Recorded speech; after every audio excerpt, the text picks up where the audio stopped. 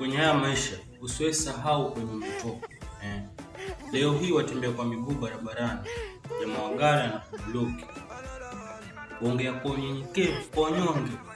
Sijui ni nini mbaya na hawa watu. Barabara ndio ile lakini mbloki. Wallahi siku nipata gari, sitawanyanyasa, tuambia anatembea na miguu. The next day, Mungu anakupa achievement kidogo.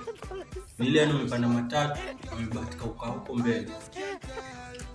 Jamaa anapita huko mbele, anatembea. Sijui ni nini na hawa watu. Mtu anaona kabisa ndio hii gari lakini anapita huko mbele. Sasa kimgonga talaumu nani? Kimgonga talaumu nani? Binadamu, usiwahi sahau kwenye mtoko.